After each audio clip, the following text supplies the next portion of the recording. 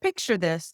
Every single day, Americans throw away nearly 165,000 tons, not pounds, tons of food. That's equivalent to tossing 330 million pounds of perfectly edible groceries straight into the trash every single day. But here's the plot twist. While we're wasting enough food to feed entire nations, some of the most innovative zero waste solutions in the world are quietly revolutionizing how America thinks about waste. And some of the most shocking environmental disasters are happening right in our own backyard. Hey everyone, welcome to episode 10 of Environmental News, the good, the bad, and the ugly. I'm your host, Stacey Savage, aka the Texas Trash Talker, founder and CEO of Zero Waste Strategies. And today we're diving into America's zero waste revolution, the incredible wins, the persistent challenges, and the downright ugly realities that should make every single one of us want to take action. Before we jump in, let me give you a roadmap for today's journey. We're covering three game changing stories that will perfectly illustrate where we stand in 2025. The good news, how the USDA just invested $7.5 million into composting programs that could revolutionize food waste reduction.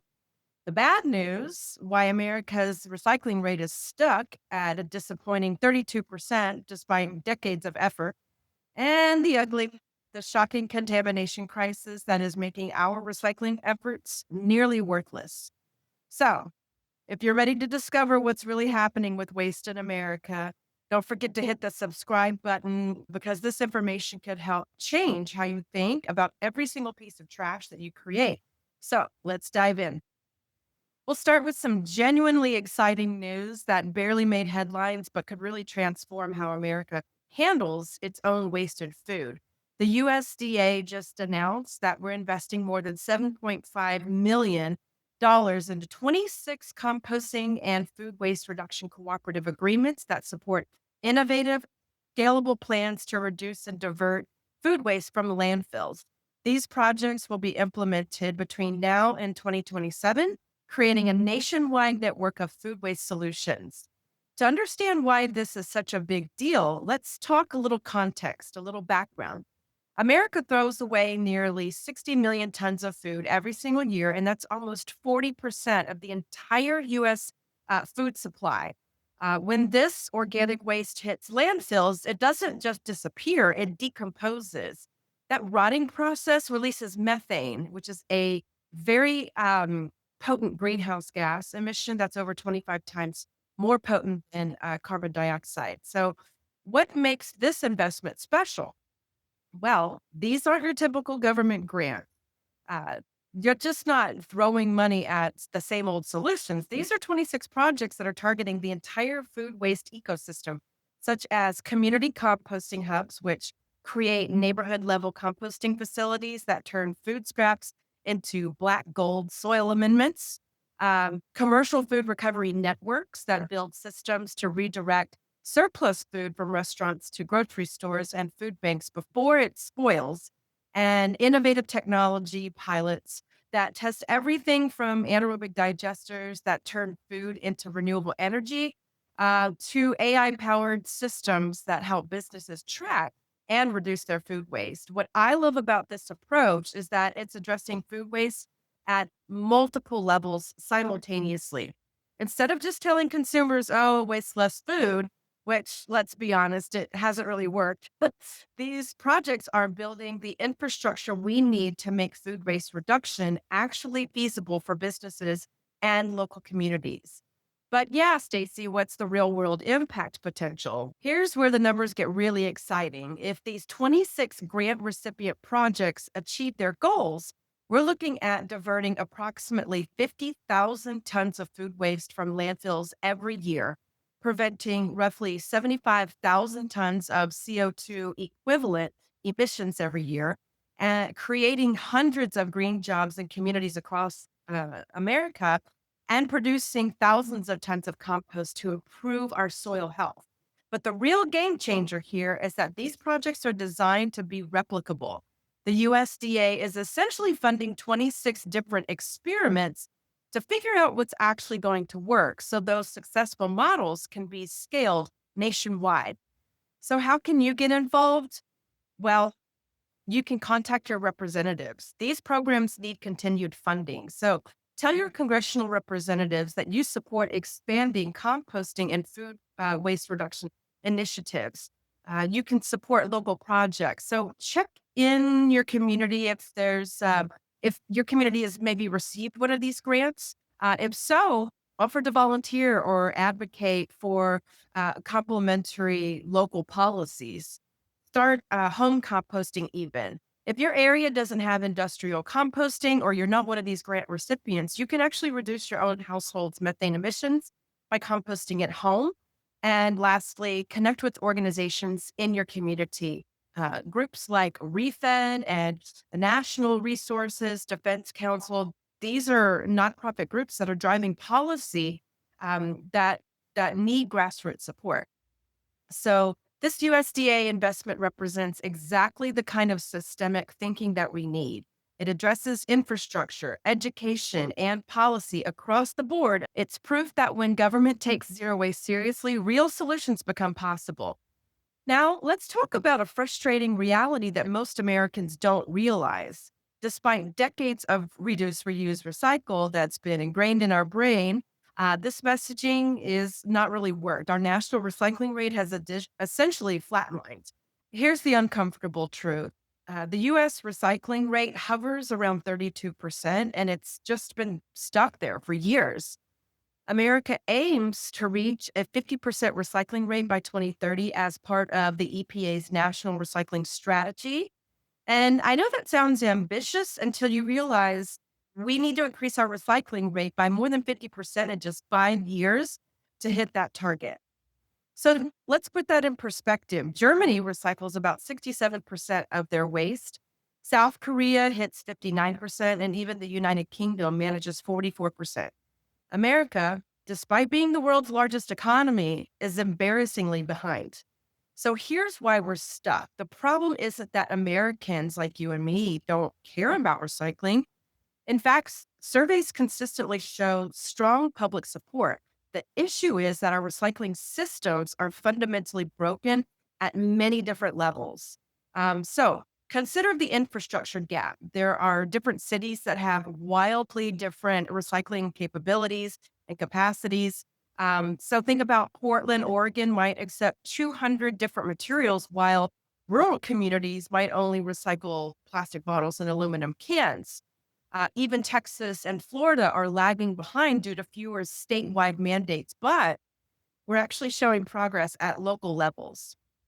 Then there's market volatility.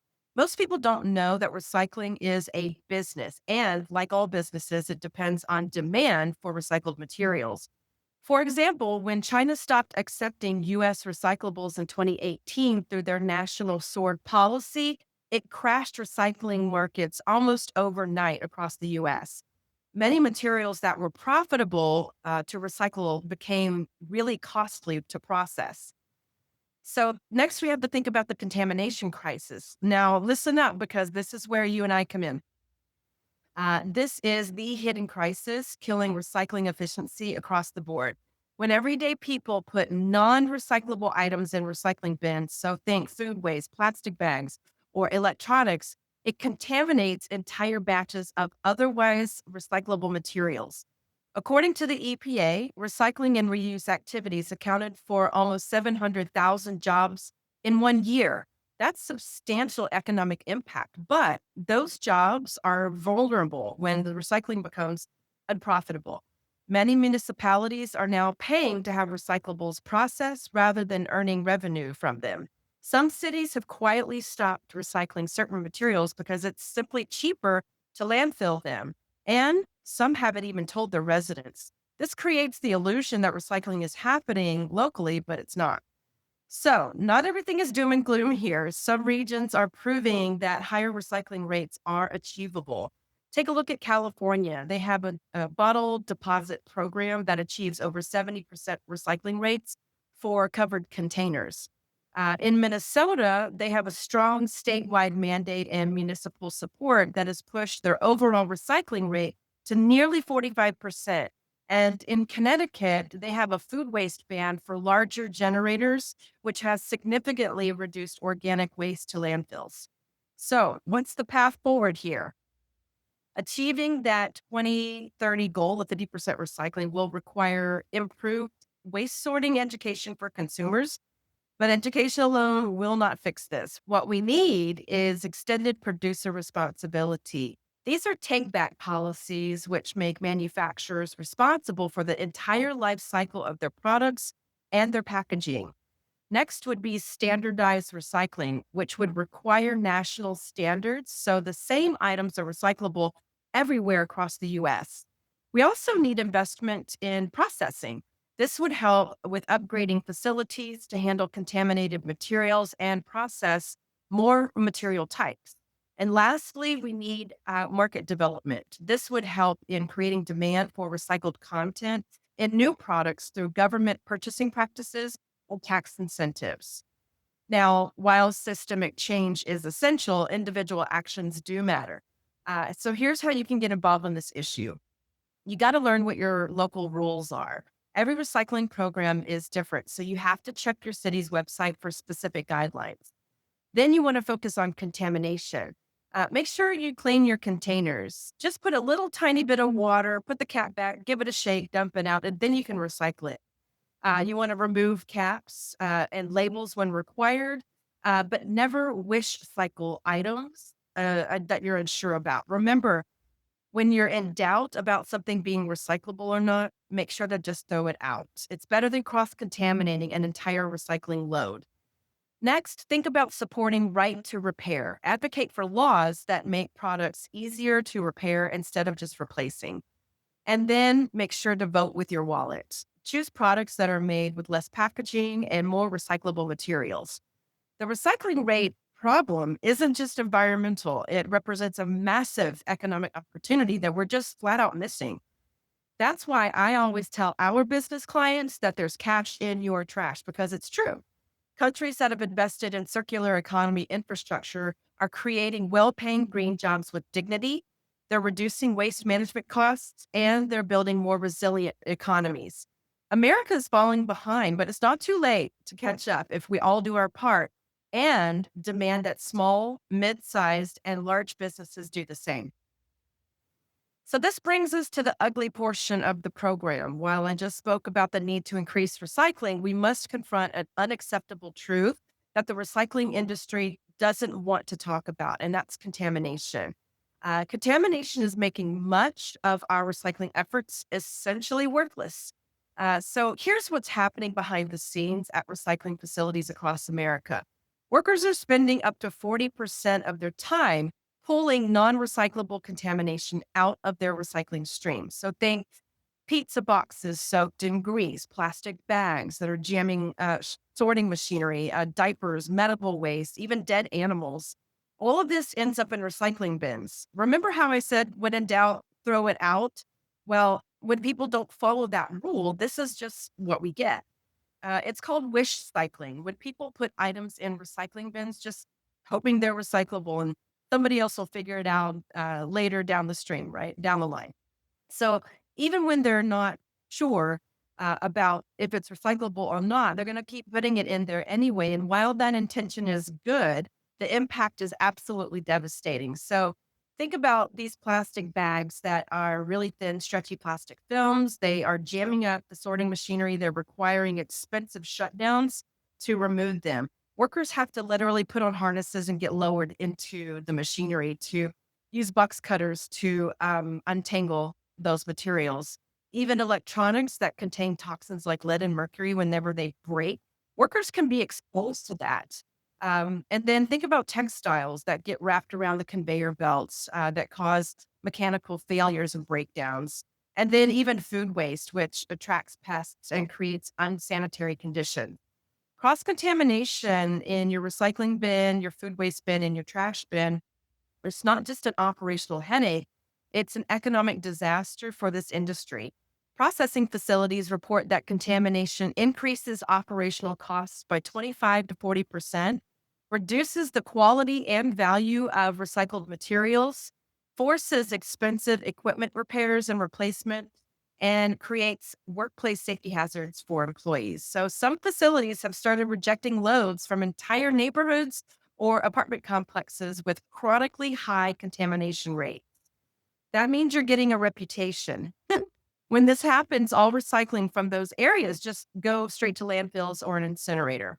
Sometimes this goes on for months until the neighborhood or the business property can get it together through educating, training, and setting stronger expectations with their residents or workers.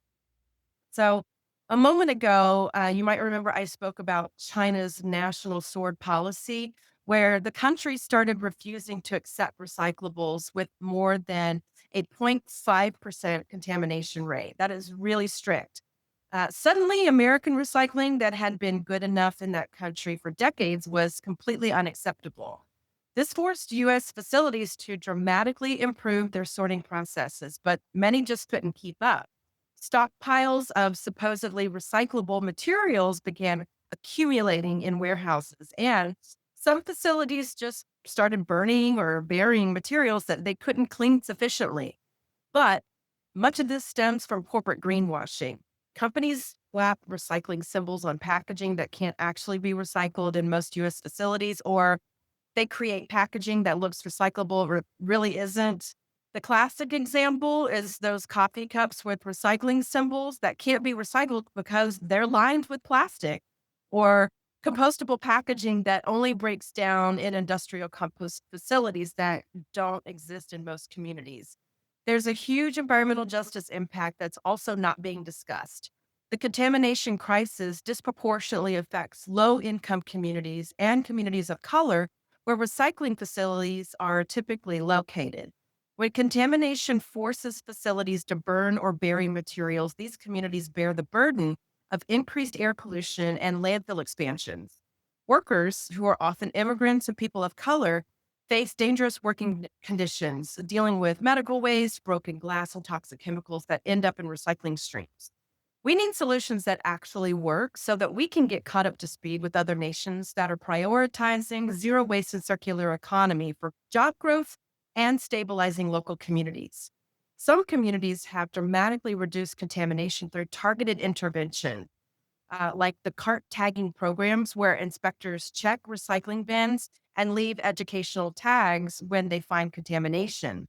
There's also one called an oops tag, which provides gentle education that explains what went wrong without shaming residents. There's also deposit programs that offer financial incentives to ensure containers come back clean. And then source separation, where different collection days are held for different materials to prevent cross contamination. This contamination crisis means every single item that you put in your recycling bin matters way more than you think. So remember, when in doubt, throw it out. It's always better to landfill one questionable item than to contaminate an entire batch of recyclables. Next, clean everything. Rinse your containers. Remember, just use a tiny bit of water. You want to remove the labels and the caps where required and make sure to empty all the content. You got to learn the rules about what's recyclable. It varies dramatically by location. So don't just assume something is allowed. An example of this is glass. There's a lot of communities that don't take glass, but mine does. So I have to be up on the recycling rules if I go to another city. Lastly, advocate for better systems. You want to support policies that require clear, standardized labeling and extended producer responsibility. The ugly truth is that our current recycling system is failing because it puts the burden on consumers to navigate an impossibly complex and inconsistent set of rules while also giving companies basically a free pass to create packaging that can't actually be recycled. So here's the thing, once you understand the problem, you can be part of the solution. The question isn't whether we can build a zero waste future, it's whether we have the collective will to demand it and the political will to implement it. So here's your zero waste action plan assignment for this week. Make sure to sign up for the Plastic Free July pledge and take the challenge. The Plastic Free July is a global movement saving millions of pounds of plastics from landfills in our oceans every year, and you can still sign up. Next, audit your waste stream. So, in your home, track everything that you throw away for about a week. You'll really be shocked by what you discover. Next, master your own local rules. It only takes 10 minutes to spend on your city's waste management website to learn exactly what's recyclable in your area. And remember, when in doubt, throw it out. And then start composting, even in apartments. You can compost with indoor systems. Look at or go ahead and search bokashi buckets or just countertop food waste recyclers. Also, try to check for public community programs at churches and schools. So during the month, the rest of the month, or maybe even next month, consider connecting with local organizations. You want to look for your local zero waste groups or environmental organizations to start making inroads with people who care about this stuff just as much as you do. Next, try to advocate for policy. Contact your representatives about supporting composting infrastructure and extended producer responsibility laws. Then share your knowledge. Feel free to teach friends and family what you've learned about proper recycling and contamination issues. And for the rest of the year, you can focus on supporting zero waste businesses. So, this would be choosing companies that prioritize circular design and minimal packaging, even producer take back policies that they already have on the books. And next is to vote, vote, vote. Support candidates who prioritize environmental infrastructure and climate action, and vote with your dollars by shopping local businesses and from companies that can back up their environmental claims. You're a savvy shopper, right? Right. And you know how to research a company's track record, right? So, lastly, stay informed. You want to follow credible sources for ongoing environmental policy and news development. So, if today's episode inspired you to take deeper action in your own home or business, I have some great resources to share with you. First, I've just released my new book on Kindle called The Zero Waste Family. This isn't just another book telling you to use reusable bags, right? It's a comprehensive system that shows you how to eliminate waste from every area of your life while actually saving money in the process and teaching the kiddos a thing or two about sustainability. So, the book includes room by room guides, family friendly recipes for DIY household products, and realistic strategies that work for busy families like planning low waste family vacations and holiday events. Whether you're just starting your zero waste journey or looking to take your sustainability efforts to the next level, this book meets you where you're at and it gives you practical steps forward. So, why not make zero waste a family affair? Next, for ongoing environmental news and analysis, I also publish a monthly business newsletter that dives deep into the intersection of sustainability and business economics. Plus, I have a Substack where I provide in depth coverage of environmental policy developments and practical solutions. All of these resources are designed to help you stay informed and take meaningful action.